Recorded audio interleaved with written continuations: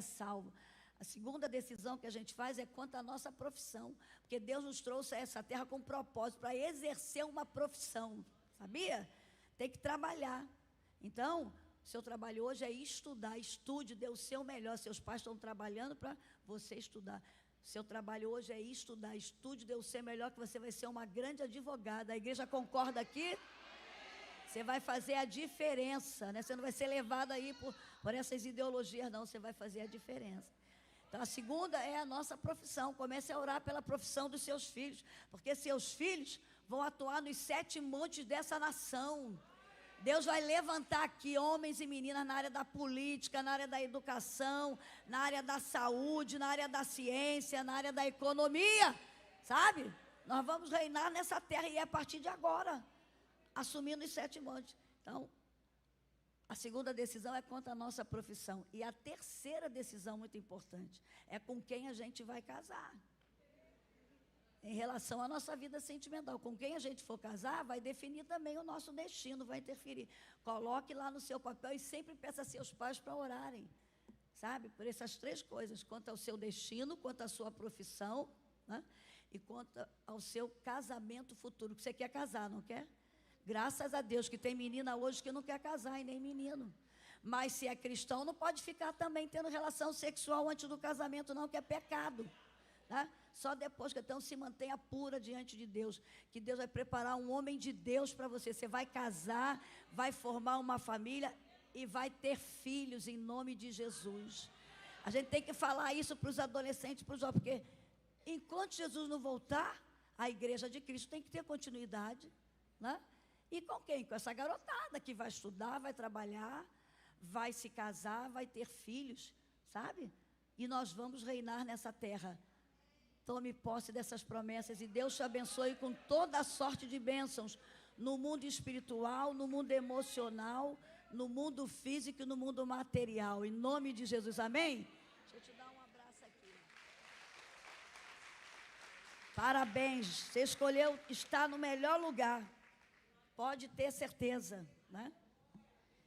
Esse livro aqui da Central Gospel, né, do pastor Luciano Subirá.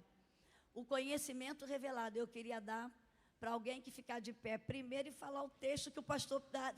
Olha, gostei, vocês são proativos. Ô povo animado e proativo é esse, hein? Isso é muito bom. Mas tem que ser o primeiro que ficar de pé e falar. Ontem o pastor deu um textuário para a gente decorar. Quem sabe? Hã? E o que está em João 3,16?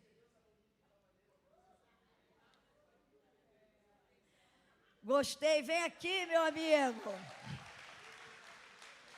Olha, está aí uma leitura boa para vocês do pastor Luciano Subirá, um grande homem de Deus. E aqui ele fala sobre o conhecimento revelado, descobrindo o invisível aos olhos da razão. Saiba que muitas vezes a nossa razão mente para a gente, a nossa mente mente para a gente. É por isso que Paulo diz que a gente tem que ter a mente de Cristo. Se você tiver a mente de Cristo, você vai ver coisas invisíveis que as pessoas à sua volta não estão vendo. Você vai ter o conhecimento revelado de Deus e você vai ver o invisível na tua vida. Deus tem algo específico para você, que você possa ler e tomar posse aí e passar a ter os olhos invisíveis, sabe, da fé. Bota o livro aí. Lê e diga para os teus amigos. Eu tenho certeza que vai ser bênção, né? Esse aqui é um livro meu que eu escrevi já no ano passado, ano retrasado, que é Aprendendo a Enxergar a Beleza do Servir Agraciada. Quem aqui não tem ainda? Aquela lá, é você que lê, essa da pomba, você mesmo. Não, a outra. Vem aqui que eu vou te dar, para você ler. É você mesmo. Está em dúvida ainda? Não pode ter dúvida não. Tem que tomar posse. Como é seu nome? Monique, está aqui, que você possa ler, ser abençoada, tá bom? É importante a gente ter uma biblioteca. Você tem que ter, você que tem filhos, né? Você tem que ter uma biblioteca. Eu gosto de ler porque eu via meu pai sempre tendo a estantezinha dele, os livros dele, ele lendo, e via minha mãe também, sempre na parte da manhã, lendo a revista da escola dominical. Mesmo sendo uma mulher com tantas tarefas, 11 filhos, né? E chegando gente, muitas vezes, lá na minha casa, que a gente morava na casa pastoral, mas às vezes eu acordava para ir para a escola e de manhã eu via minha mãe fazendo o seu devocional, lendo a revista da escola dominical e a Bíblia. E o meu pai era um leitor assíduo, não tinha tanto conhecimento secular, mas ao ler a palavra ele tinha muita sabedoria, sabia? Porque eu conheço muitas pessoas que têm muito conhecimento secular, mas nenhuma sabedoria. E eu conheço algumas pessoas que têm pouco conhecimento secular, mas conhecem muito a palavra e têm uma sabedoria que faz a diferença onde ela chega. Que as pessoas tentam para conversar com ela, para obter conselhos. Então não abra mão da palavra de Deus. A palavra tem que estar diariamente no seu coração. Você tem que ter tempo para ler a palavra, meditar a palavra. Por isso que o pastor pede, né? Esses livros do mês, quem sabe quais são os livros do mês? Que o pastor pediu ontem. João e Cantares. O livro de João, acho que é o primeiro livro que toda pessoa que se converte deveria ler. Porque o livro de João, a gente vai aprender sobre os milagres de Jesus, a história de Jesus. João é mais detalhista para falar dos milagres de Jesus e da história de Jesus, né? E o livro de Cantares é um livro lindo, porque é um livro que a gente pode usar uma simbologia pro casamento, num relacionamento entre marido e mulher. Eu até brinco, né? Você não precisa ver pornografia, você não precisa ler nada para o seu casamento ser mais aquecido, para você ter mais afetividade amorosa, intimidade no seu casamento. Leia o livro de Cantares, porque um livro de Cantares é um livro erótico que se refere ao amor entre um homem e uma mulher. E também o livro de Cantares pode ser um livro de tipologia entre o amor de Cristo pela noiva, que somos nós, a igreja. Então, leia o livro de Cantares, né, e medite no que você pode obter do amor de Deus, da presença, do cuidado, como nós somos preciosos e preciosas para Ele, né? E leia o livro de Cantares também, você que é casado, né? Aproveita para ler alguns capítulos com o teu marido, que vai aquecer o teu relacionamento sexual, sabia? Vai melhorar o teu relacionamento sexual. Quem aqui é casada? Hã? Ah, seu casamento está meio frio sexualmente, está desanimada. Não pode não. A Bíblia diz que a mulher santa, o que acontece? Santifica o marido. E o homem santo santifica a mulher. E como é que acontece esse mistério? Porque Paulo diz que o casamento é um mistério, sabe? Tem coisas que a gente não entende que acontece. Aí ele diz que é através da relação sexual, que um santifica o outro. E é por isso que Satanás joga pesado nessa área. E é por isso que ele faz de tudo para interferir nessa área. Porque quando um casal vive junto, né, e não tem uma boa intimidade sexual, não desfruta de algo que Deus criou para ser vivenciado dentro do casamento, sabe? Os dois adoecem, o ambiente adoece, os filhos vão sentir o reflexo do adoecimento desse casamento, os filhos vão sofrer também como consequência, e já vai até interferir no futuro desses filhos.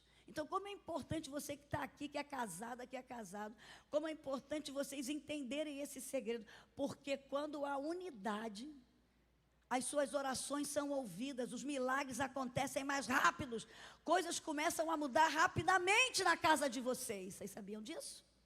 E é por isso que Satanás joga pesado. E como ele tem jogado pesado?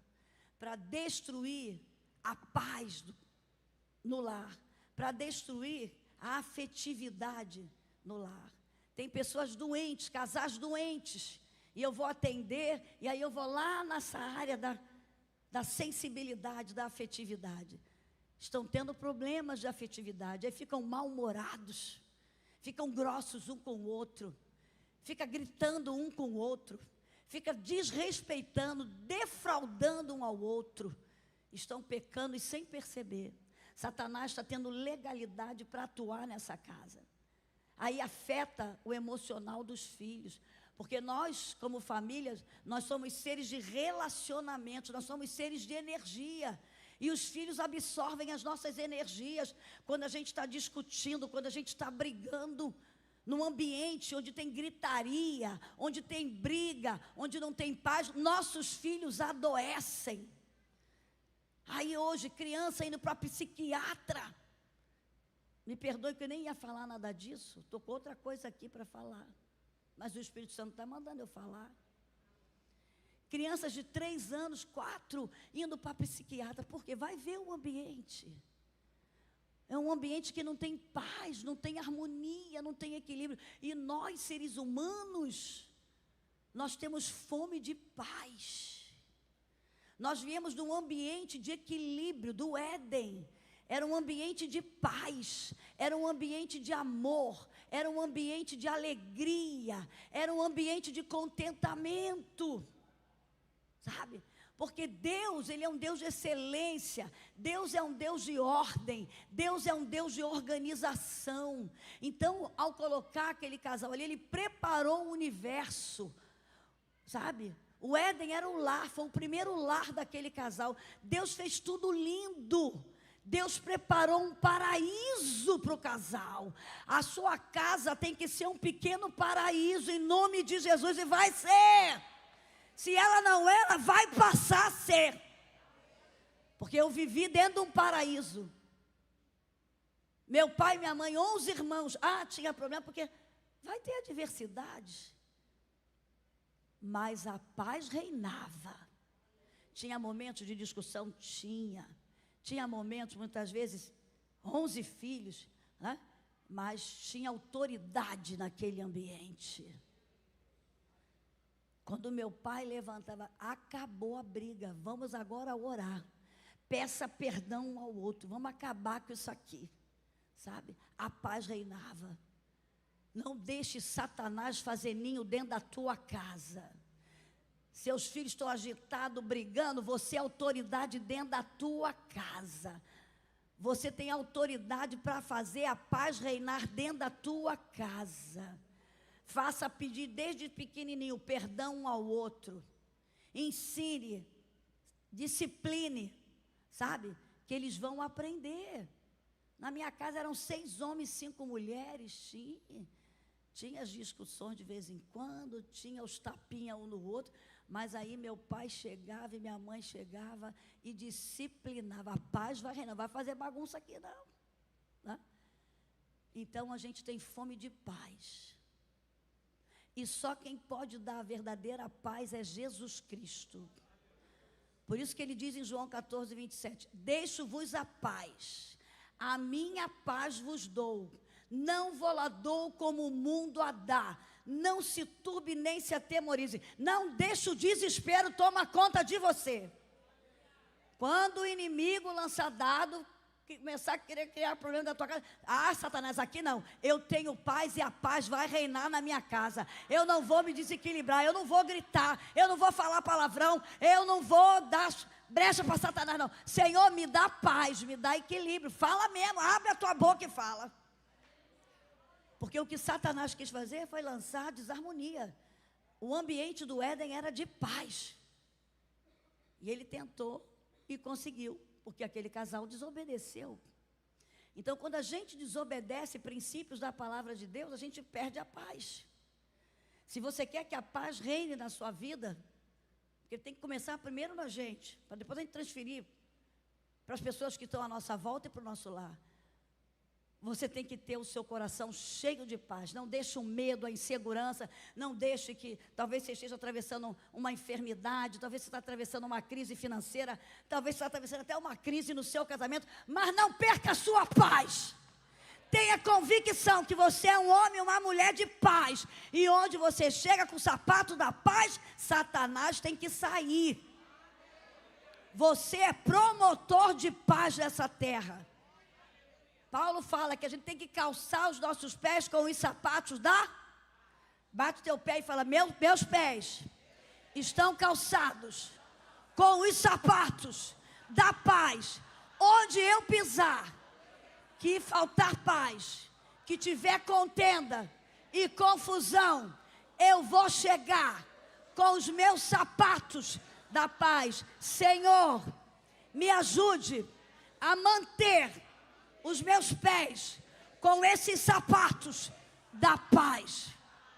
Porque Satanás odeia a guerra, o mundo está em guerra, mas a igreja está aqui para promover a paz. A igreja está aqui para promover a paz. O mundo está em guerra, mas a igreja tem paz. E é interessante que a Bíblia diz, lá em 1 Coríntios 15, 17, quem está em Cristo, nova criatura é. As coisas velhas se passaram, eis que tudo se fez novo. E continua dizendo que depois, quando a gente se converte, nós, a partir da conversão, nós nos tornamos ministros da reconciliação. Você se converte, aceita Jesus, recebe a paz que só Jesus pode dar, porque agora Satanás não tem mais nenhuma legalidade sobre a tua vida, Satanás não tem mais nenhum poder para te acusar. Não importa o que você fez, não importa os pecados que você cometeu, quando você vem aqui e faz uma aliança, seus pecados são perdoados, Deus nem se lembra mais dos seus pecados, então não precisa perder a tua paz por causa disso. Não aceite nenhuma acusação, porque para tirar a paz de muita gente, Satanás é acusador, aí ele fica te acusando. Ah, mas você agora é crente, né? Agora você é santinho, você é santinha, mas tu lembra o que tu fez? Tu lembra que você já foi? Aí você fala assim, já fui tudo isso e fiz muita coisa errada, mas o sangue de Jesus me purificou de todo o pecado. Não há mais nenhuma legalidade, Satanás, sobre a minha vida. Hoje eu sou uma nova mulher, um novo homem, com um novo pensar, um novo agir. E hoje eu estou aqui num processo de santificação diário. Eu sei que eu não sou perfeita, eu sei que tem dias que eu vou falhar, eu sei que tem dias que muitas vezes eu vou até um pouco perder essa paz, mas eu não vou ficar o tempo todo, não. Rapidamente eu corro para a palavra, rapidamente eu oro, rapidamente eu jejuo, rapidamente eu busco os irmãos, rapidamente eu venho para a casa do Senhor, e aqui eu sou edificada, e aqui eu sou renovada, e aí essa paz retorna para mim, e tu não tem legalidade, Satanás, sabe? E aí você firma novamente os teus pés com os sapatos da paz, porque a função de Satanás é desorganizar o ambiente, e foi o que ele fez ali no Éden. Então uma das armas que a gente tem, para que a gente não perca a nossa paz, para que o diabo não tenha legalidade sobre a nossa vida, é a obediência à palavra de Deus. A Bíblia diz, Tiago 1:22, que nós não temos que ser somente ouvintes da palavra. Foi cantado aqui, se eu não te ouvir eu morro, se eu não te ouvir eu pereço, né? Tem que ouvir, mas não é só ouvir. Nós não temos que ser somente ouvintes da palavra, mas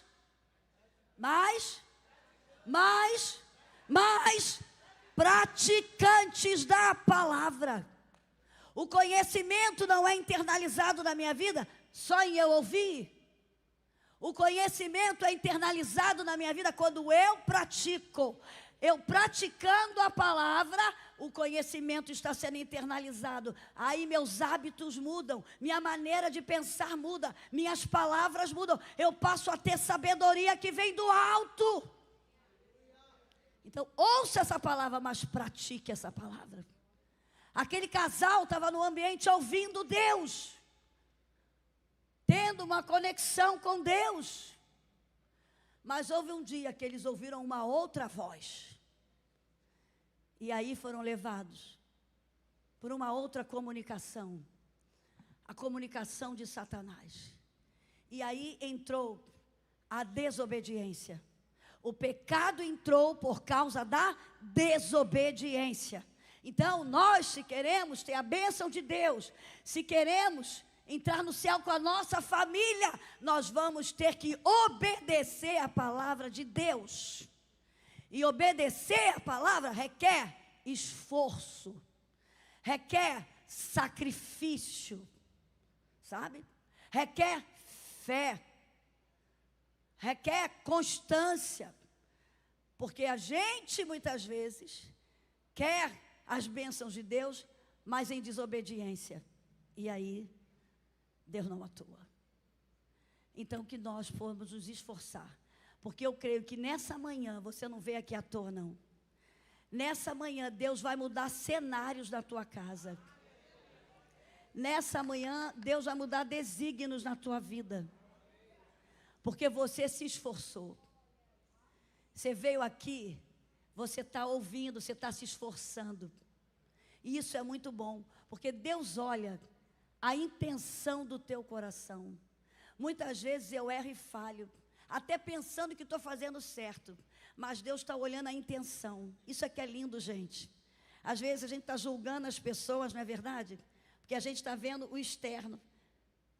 Mas Deus vê o nosso interior. E às vezes a gente falha pensando que está fazendo certo como esposa. A gente falha como mãe pensando que está fazendo certo, não é verdade? Às vezes meus filhos falam comigo assim, porque eu tenho neto, né? Aí às vezes eu pego um neto, faço alguma coisa diferente, aí meus filhos falam assim, ah, que graça, né? Com meu filho a senhora faz assim, mas comigo a senhora foi dura, comigo a senhora me bateu, aí eu falo assim, mas eu fiz isso, eu nem lembro. A gente que é mãe, né? Que é pai, naquele afã da correria do dia a dia, do estresse, a gente tem reações que a gente até se desconhece, né? Aí eu chego, eu fiz, ela nem lembra, mas me perdoa.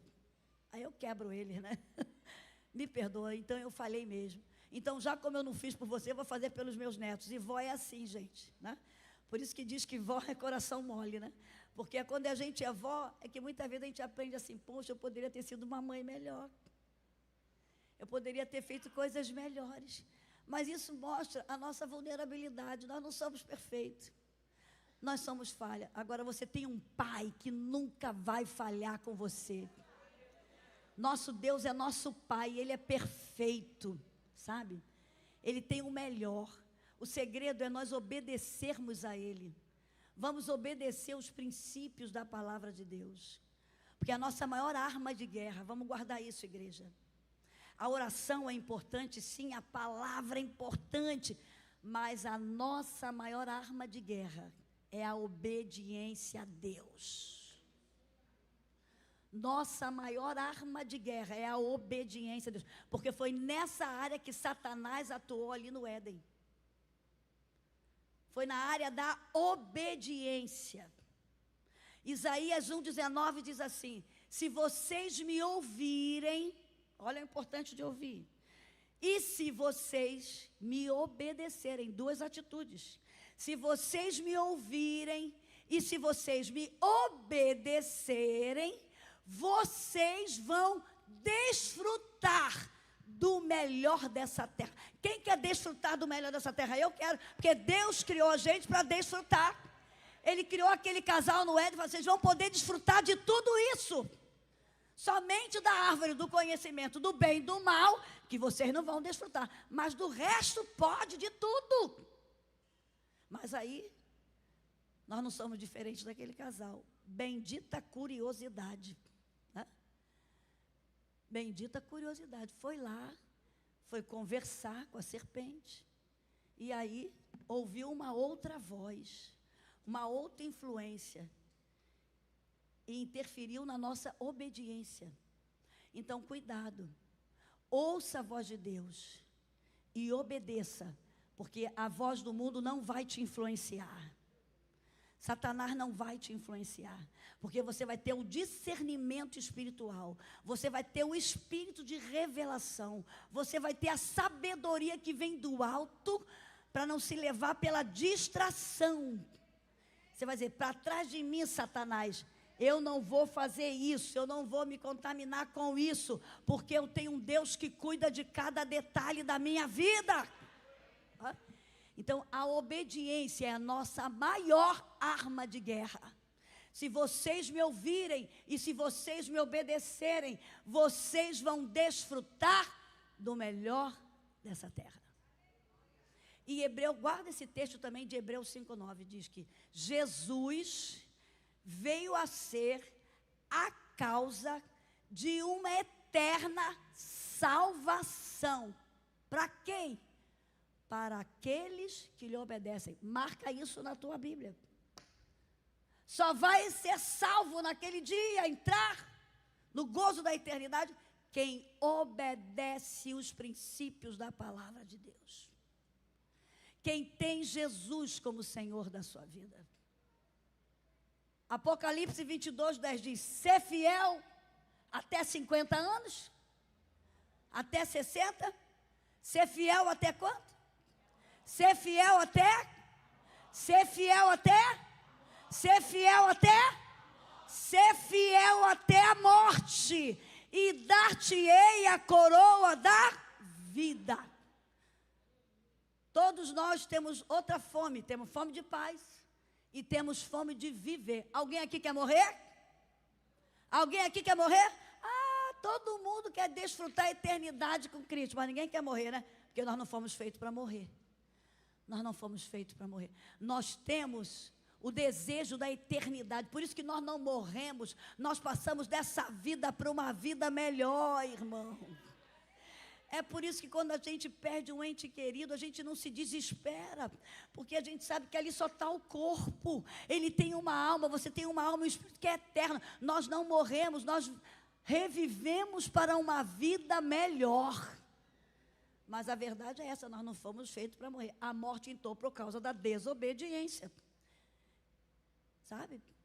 Que diz que o salário do pecado é a morte. Mas o dom gratuito de Deus é a vida eterna em Cristo Jesus, nosso Senhor.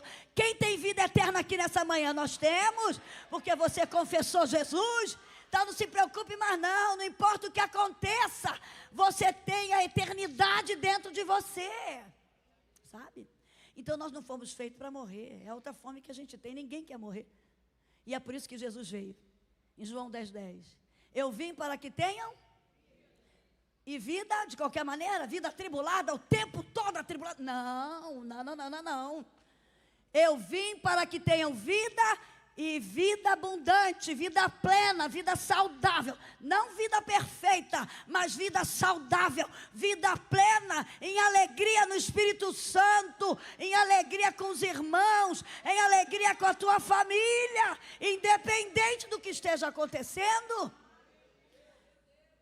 Deixe Deus preencher essa fome de vida, só Ele pode preencher. Essa fome de paz, só Ele pode preencher. A outra fome que a gente tem é fome de alegria. O ambiente do Éden era um ambiente de vida, de paz e de alegria. E Satanás é ladrão de alegria.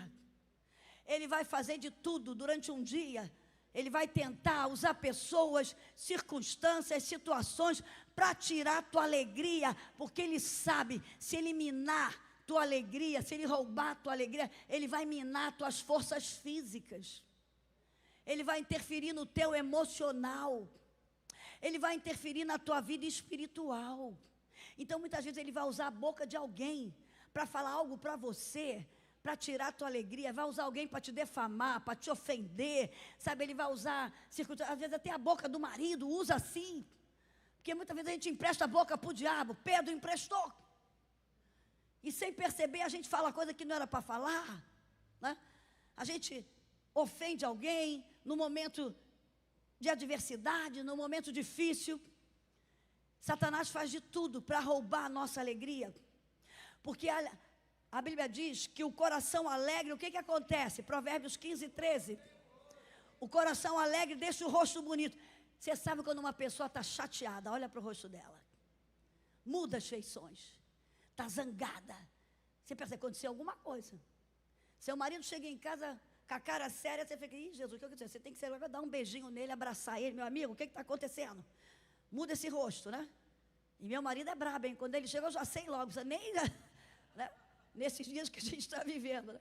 Então a gente tem que ter, sabe, a alegria da salvação, porque a alegria da salvação contagia. Neemias entendeu o segredo da alegria.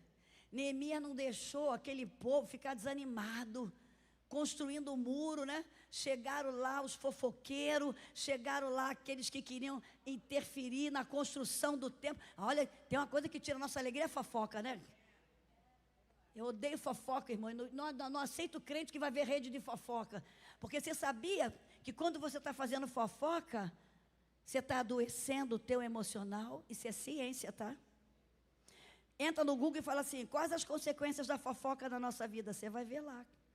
A ciência descobriu que a fofoca, você não vai afetar só o outro, não. Você vai afetar você também. Porque é pecado. Vai afetar a sua vida espiritual, vai afetar a sua vida emocional, sua vida física, e muitas vezes até a sua vida financeira. Hoje a ciência descobriu isso. Um dia eu estava vendo um psiquiatra falar.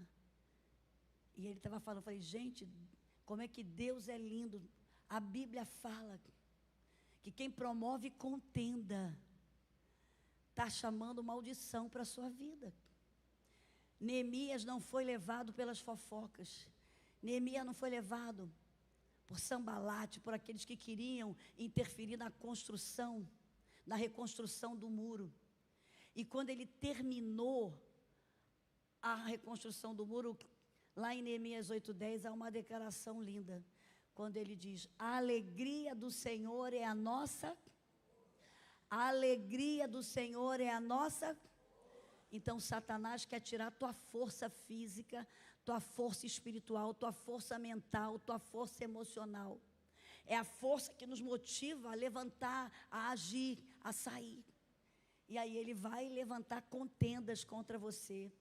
Ele vai usar pessoas perversas, ele vai usar situações, mas que você tenha a convicção do Senhor, que você é salva. E se você é salva, você tem a alegria da salvação. Romanos 12:12, Paulo fala assim, alegrai-vos na esperança. Por que o cristão é alegre? Porque a gente tem uma esperança aqui. Não importa o que esteja acontecendo, como Jó declarou, eu sei que o meu Redentor vive. E se a minha carne for consumida, mas eu verei a Deus. Você tem convicção das promessas de Deus? Você tem convicção nessa manhã que Deus tem promessas? Você não veio aqui hoje à toa? Se Deus tem promessas, não perca a sua alegria. Não perca a sua convicção. Não fica querendo muita explicação porque você está vivendo. Nós não vivemos de explicação, nós vivemos de promessa. Tem muita coisa que Jó não entendia, não tinha explicação, sabe? Ele só que eu sei que o meu Redentor vive, que por fim se levantará sobre a terra e eu verei a Deus. E aí lá no capítulo 42 ele diz, olha, bem sei que tudo podes e que nenhum dos teus pensamentos, dos teus propósitos podem ser impedidos na minha vida. Antes eu te conhecia só de ouvir falar, mas hoje eu te conheço de contigo andar. Quem tem promessa não precisa viver de explicação, precisa viver pela fé. E ser cheio da alegria. Paulo está dizendo, alegrai-vos na esperança. Sede pacientes na tribulação. Ah, mas ter paciência não é mole não. Haja paciência. Ser paciente é esperar com resignação. E hoje nesse mundo da pressa, né? As pessoas querem tudo para ontem. Já querem ter sucesso rápido. Já mal começou na vida cristã, já quer sair pregando, cantando, fazendo, mentoreando, fazendo tanta coisa. Está engatinhando na vida cristã, aí mete os pés pela mão lá na frente. Alegrai-vos da esperança. Sede pacientes na tribulação. E ele fecha com o segredo final. Perseverai na oração. Segredo da perseverança. Alegrai-vos. O que está tirando a tua alegria? Nessa manhã Deus vai renovar nossa alegria aqui.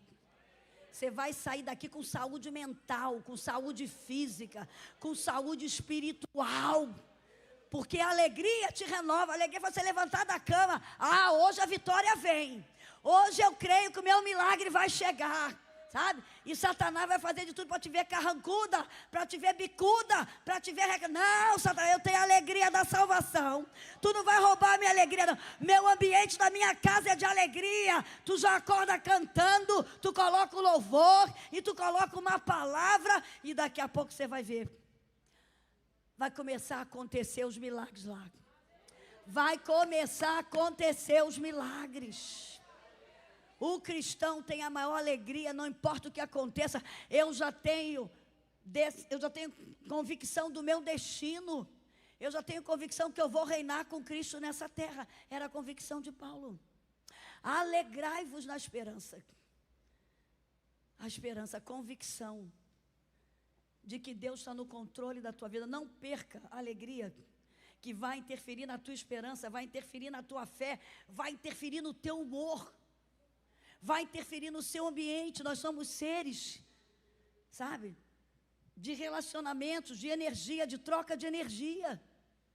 Quando você chega num ambiente que está todo mundo reclamando, só fala de doença, só fala do, o Brasil está assim, o Brasil está assado, o negócio está difícil. Tire essa palavra está difícil da tua boca. A minha irmã Edna tem essa experiência, porque ela vê amiga, Edna está difícil. Edna, em nome de Jesus, ela deve estar assistindo aí, ó. Um beijo para você, te amo. Tire essa palavra, está difícil. Porque nossas palavras têm poder, igreja. Eu creio em tudo que está na Bíblia. Se na Bíblia tivesse que foi a baleia que engoliu Jonas, como eu vi um dia uma pessoa falando, eu também acreditaria. Está na Bíblia, eu acredito. Né? Então, você tem que acreditar. Você tem que tirar essa palavra. Está difícil, porque eu creio no que está na Bíblia. Lucas 1:37, porque para Deus, nada é nada. Eu não sei qual é o impossível que você chegou aqui nessa manhã. Deus está aqui, a presença de Deus é linda aqui nessa manhã. Desde as orações que foram sendo feitas aqui, desde a adoração que estava, a presença de Deus está aqui. Leve essa presença para dentro da tua casa. Essa presença não é só para estar aqui não contigo. Essa presença está no ônibus, essa presença está no trem, está no metrô. Essa presença está contigo dentro da tua casa. Entra nessa manhã, sai daqui, entra na tua casa hoje com essa presença, com essa alegria, com um sorriso. Satanás é ladrão de alegria.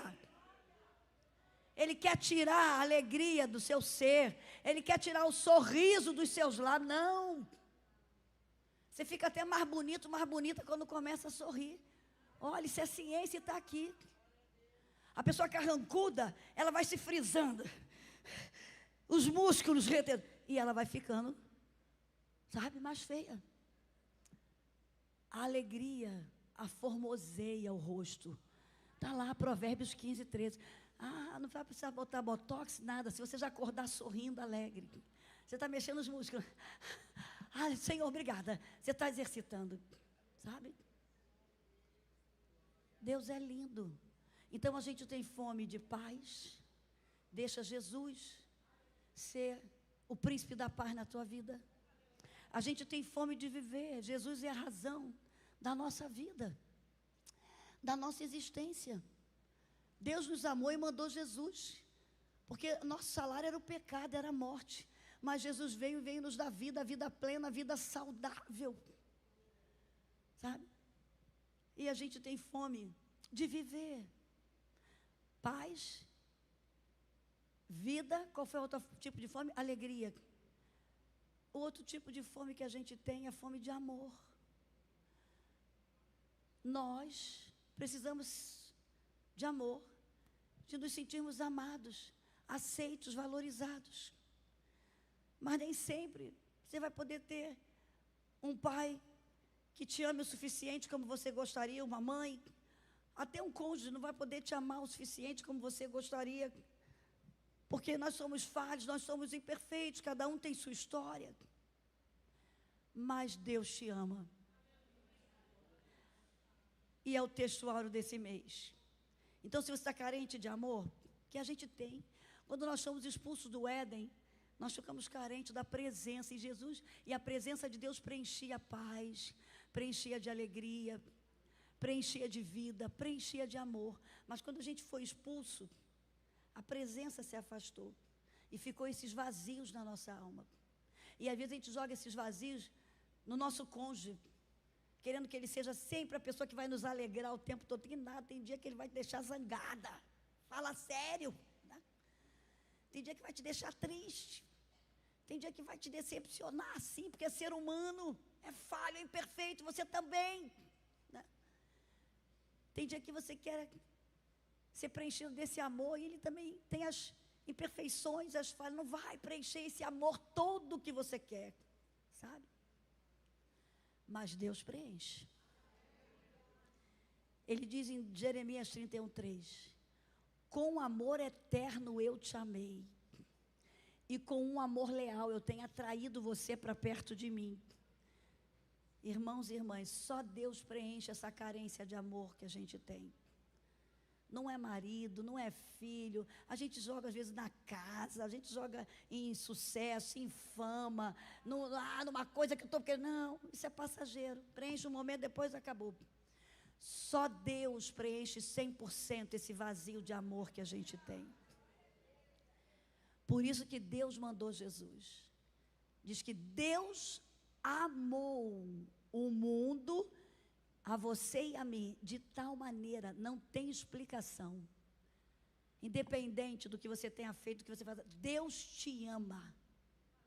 E só Deus pode preencher esse vazio de amor que a gente tem, que a gente fica colocando nas pessoas, no pai, na mãe, numa cobrança excessiva. Não, deixa Deus preencher esse vazio da sua alma em nome de Jesus nessa manhã. Deixa Deus preencher esse vazio do amor dele. Deus amou o mundo de tal maneira que enviou seu Filho unigênito, para que todo aquele que nele crê não pereça, mas tenha vida eterna. Ele ama você, independente do que você faça. Deixa ele preencher esse vazio de amor, porque só Deus, irmãos, através de Jesus Cristo, nos preenche 100%. Vamos deixar de ser dodó em nome de Jesus. Vamos deixar de mimimi em nome de Jesus. Eu atendo crente com 30 anos de igreja. Ai, mas fizeram isso comigo, irmã Elisete. Ai, irmã Elisete. Eu falei, ai, pelo amor, vamos amadurecer. Deixa de ser crente menino. Se você ainda está só no leite, eu quero dar angu, eu quero dar arroz, eu quero dar feijão, eu quero dar carne e tu só quer ficar no leite. Não, aqui nessa manhã, nós vamos sair daqui cheias do amor de Deus. E você cheia, você vai distribuir esse amor. Paulo fala, quando ele fala lá em 1 Coríntios 13, ele fala que o amor da pessoa que é madura, tudo crê, tudo espera, tudo suporta.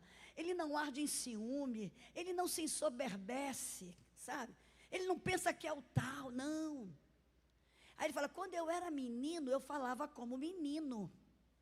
Mas hoje não. Hoje eu sou uma mulher, hoje eu sou um homem, e eu tenho atitude de homens e de mulher, de maturidade. Quem aqui tem mais de 10 anos de crente? Levanta a mão. Então vamos acabar de mimimi nessa manhã em nome de Jesus. Você é cheio do amor de Deus. Deus tem te dado maturidade espiritual e emocional para você interferir no meio onde você está, sabe?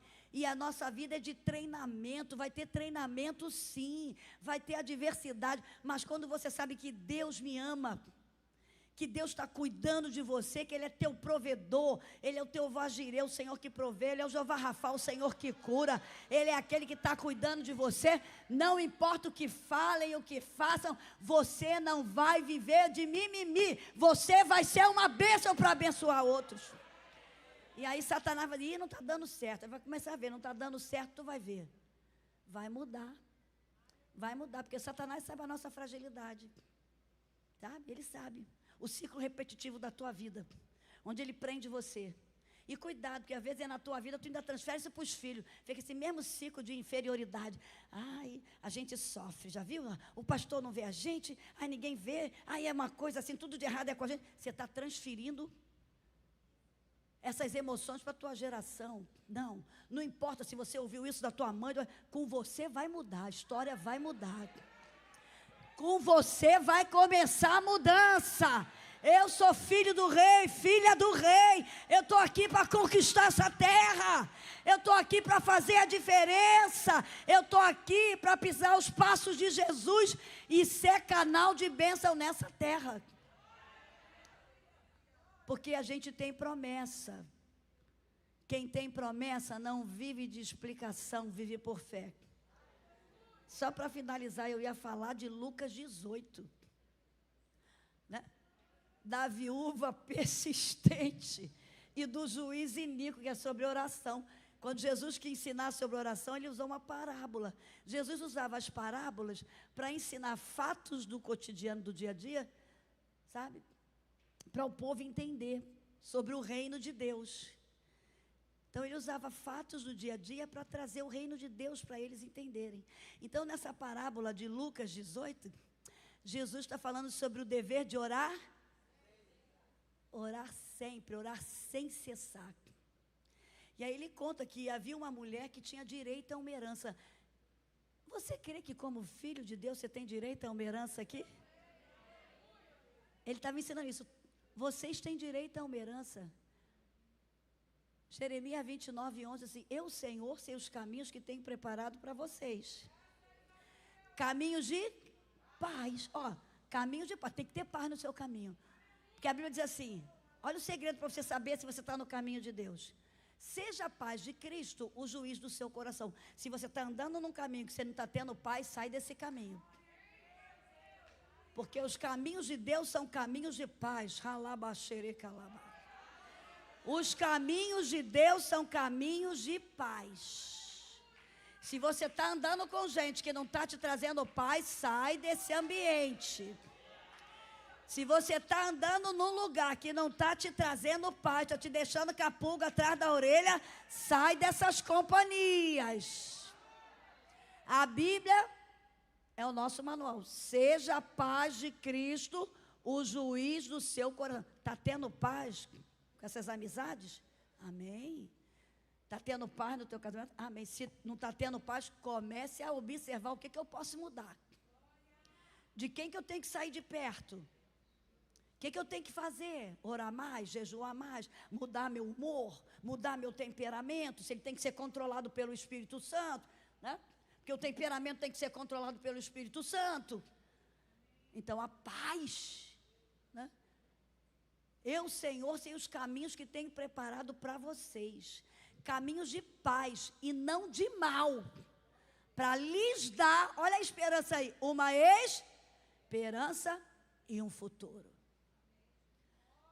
Deixa a paz de Cristo reinar. Vai alimentar sua esperança, para te dar força, para te dar vigor, para você chegar na tua vitória. Sabe? Então, o ensinamento que Jesus está dizendo aqui é que essa mulher tinha direito a uma herança. Você tem direito à herança, a promessas, a bênção de Deus nessa terra. Mas tem um juiz iníquo que quer roubar. Ali o juiz iníquo representa quem? Satanás.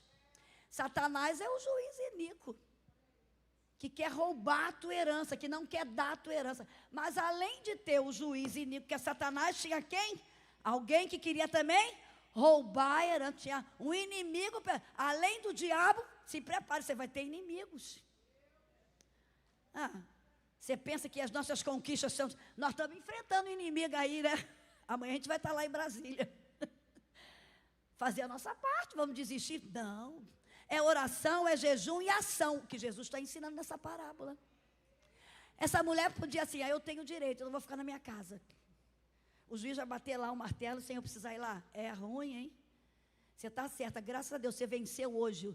O desânimo, a preguiça está aqui na casa de Deus. Você está aqui na casa do teu juiz, que é Deus. Tem um juiz inimigo que é Satanás, mas você tem um juiz dos juízes, que é Deus. Isaías 33, 22, eu amo esse texto. Isaías 33, 22, diz que Deus é o nosso juiz, é o nosso legislador, é o nosso Senhor, é o nosso Rei e é o nosso Salvador. Olha, 5 autoridades. Ele é o nosso Senhor, Ele é o nosso legislador, ele governa, Ele legisla a teu favor. Ele é o nosso juiz, legislador, Senhor, Rei e Salvador. Você faz parte do reino de Cristo nessa terra. Nada vai acontecer sem a permissão dEle. Na hora certa Ele coloca o cedro. Toma, minha filha, a tua vitória. Toma, meu filho, a tua vitória, como ele fez ali para Esther. Ele levantou o cedro. Você vai receber o favor do teu rei nessa manhã. Eu creio. Em nome de Jesus. Né? E aí diz que além do juiz iníquo que ela tinha que enfrentar, ainda tinha o inimigo querendo roubar a herança dela. Mas ela sabia, ela tinha convicção de quem ela era. Ah, não. E Deus usa Jesus usa uma viúva. Naquela época, uma viúva pobre, era uma mulher que era uma pária social, ninguém nem estava aí. Como as viúvas, sabe, sofriam, porque eles roubavam mesmo as heranças delas. Os filhos maltratavam, abandonavam as viúvas. Por isso que Deus sempre mandou cuidar das viúvas, dos pobres, dos órfãos e dos estrangeiros. Você pode ler a Bíblia, vai estar lá, cuide dos órfãos, das viúvas, dos pobres e dos estrangeiros. E Deus usou essa viúva, não importa, talvez você esteja se vendo assim... talvez eu seja a menor das menores, Jesus. Eu acho engraçado as pessoas. Não, você não é menor, você é a coroa da criação de Deus. Você é um príncipe, uma princesa, uma guerreira, um guerreiro aqui nessa manhã. Essa mulher tinha então a convicção de quem ela era. E ela ia no juiz. Porque eu tenho herança, eu vou lá. Eu vou lá no juiz, eu tenho direito à herança. Eu não vou deixar a minha herança para ninguém. O que é meu é meu. Eu não quero o que é dos outros, mas o que é meu é meu. Fala aí para Satanás. Satanás, o que é meu é meu. Tu não vai roubar não, Satanás. O que é direito meu, que é posse minha, é minha. Tu não rouba não, Satanás. Foi o que essa mulher fez. Ela sabia que ela tinha direito a uma herança. Não ia ser um juiz que impedir, nem um inimigo. Aí Jesus está ensinando, coisa linda.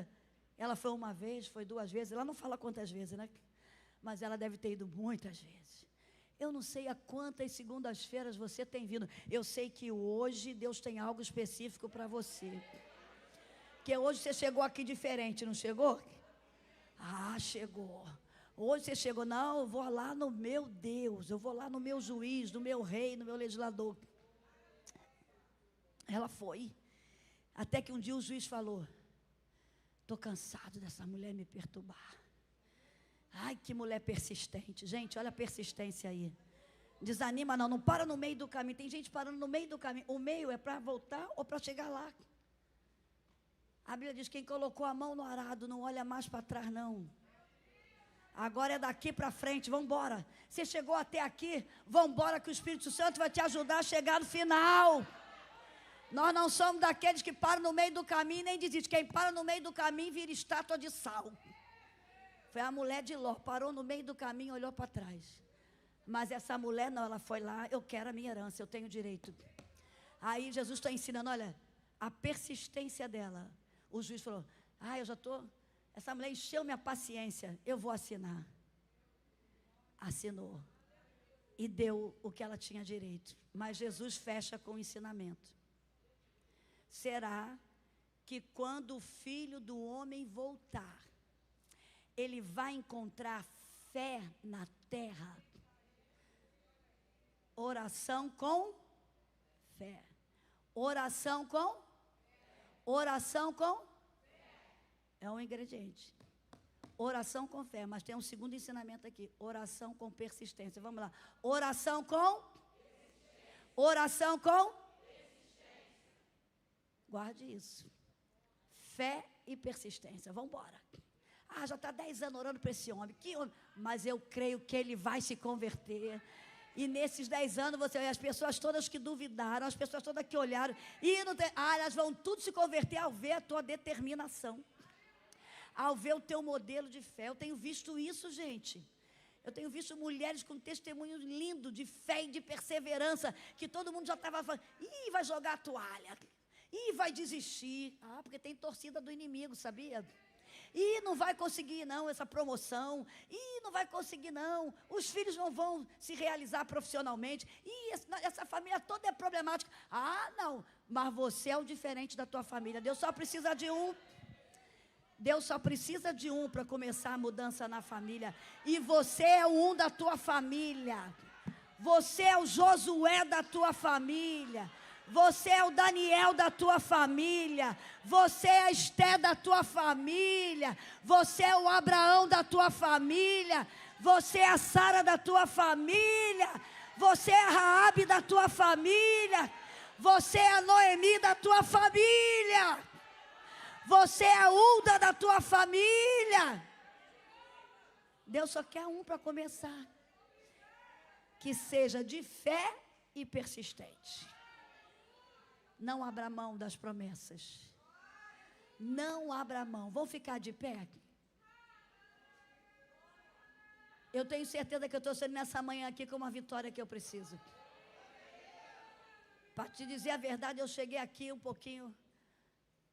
Ai, Senhor, me ajuda. Porque a gente é ser humano. Não vim aqui passar para você uma imagem que nós somos o tempo todo tão confiantes, não. Tem dias que o inimigo joga pesado. Sabe? E às vezes a gente pensa em desistir. Ontem eu estava num aniversário conversando com a pastora, ela foi Elisete.